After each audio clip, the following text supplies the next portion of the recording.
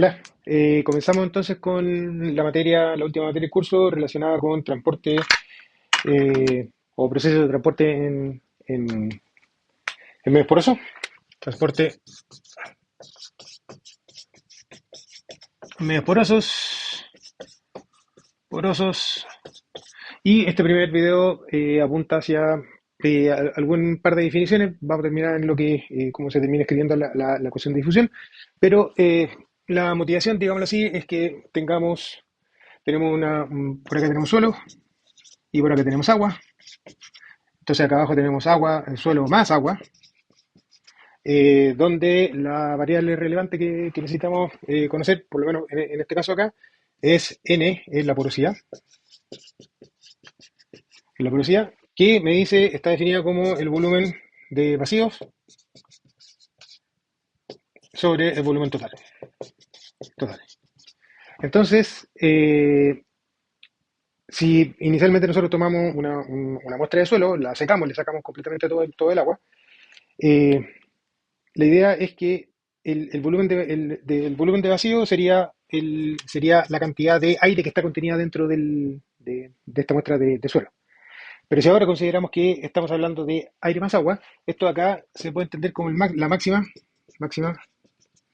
eh, o el máximo máximo contenido de agua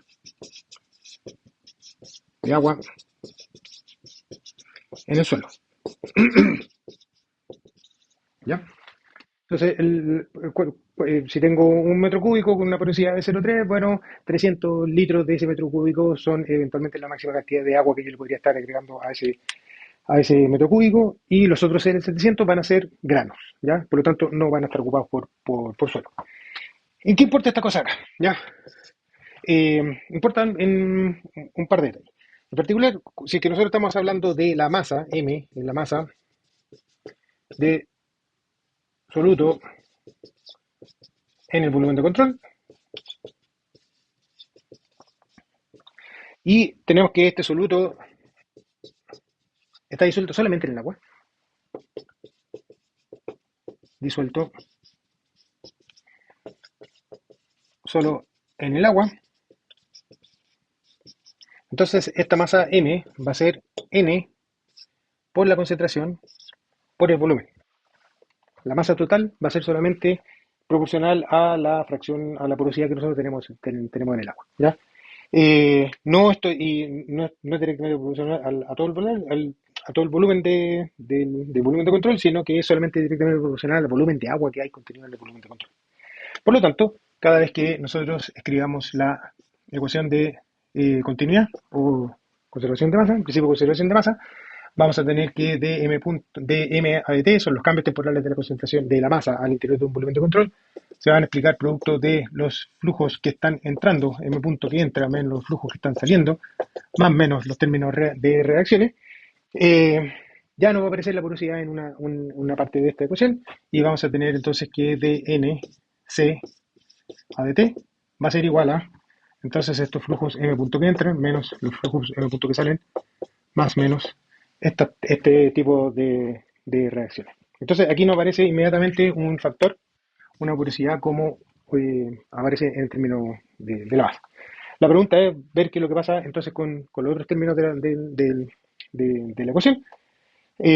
Advección, difusión, parece que eventualmente podría aparecer esta porosidad que si van a aparecer en este lugar, pero si aparece la advección en la difusión, ahí se termina cancelando y en la práctica recuperamos la misma ecuación anterior. Sin embargo, si es que no aparecen todos los términos, van a haber algunos términos, algunas de las propiedades del flujo, llámese coeficiente de difusión y velocidad del flujo, que se van a ver modificados por efectos de esta porosidad que condiciona, como les decía, que el hecho que si tenemos un compuesto que está disuelto en el agua, la masa total del compuesto al interior del volumen de control va a ser proporcional al volumen que está ocupando el agua, no es proporcional a todo el volumen de control. ¿Ya? Entonces, vemos que lo que pasa con los flujos de entrada y estos flujos de salida, sí, estamos hablando de difusión, de proceso difusivo. Ya. Lo primero es que si estamos hablando de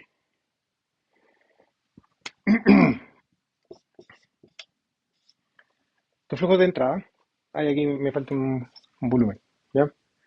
Porque estos son los flujos máxicos que después va a aparecer el área. Ya, este es el flujo máxico de entrada. Vamos a decir que va a ser igual a menos A por un gradiente de la concentración según X. Así que estamos hablando solamente según X y va a aparecer un coeficiente de difusión. Pero este A que aparece aquí, este A es el área eh, donde efectivamente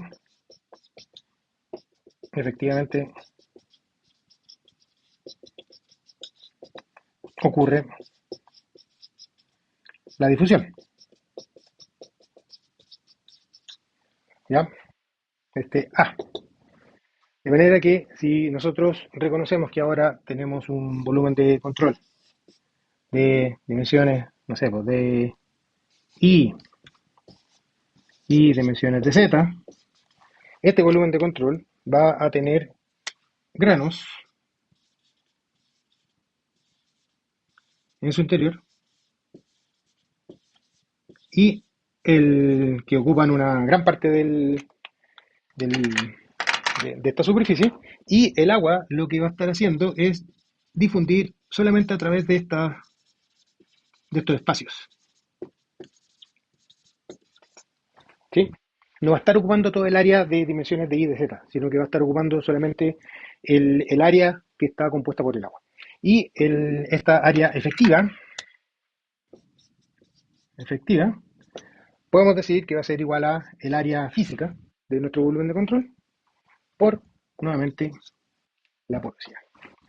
Entonces, si juntamos esta información, eh, vamos a tener que el volumen, ¿dónde lo rayo? ¿Ya? Eh, tenemos este volumen de acá, que es dx por dy por dz. Tenemos el área, en este caso acá va a ser igual a dy dz, ¿ya? Y entonces vamos a tener que de aquí un cuadrito chiquitito, de m a dt va a ser igual a el de x de y de z por dnc a dt es igual a el m punto que entra, que va a ser n por di de z por la diferencia de los flujos de entrada menos los flujos de salida, y como resultado llegamos a una primera ecuación de difusión eh, al interior del volumen de control, que va a ser proporcional a d por n por dc a dx.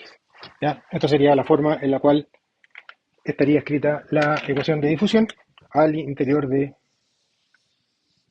volumen de control, donde aparece la porosidad tanto en, en la masa como en el término de difusión, porque la porosidad lo que está haciendo es representar el hecho que todo el transporte de masa y todo el principio de conservación de masa aplica solamente para el volumen de agua que está contenido dentro de un volumen físico de dimensiones de x, de y, de z, eh, donde gran parte de ese volumen va a estar ocupado por granos. ¿Ya?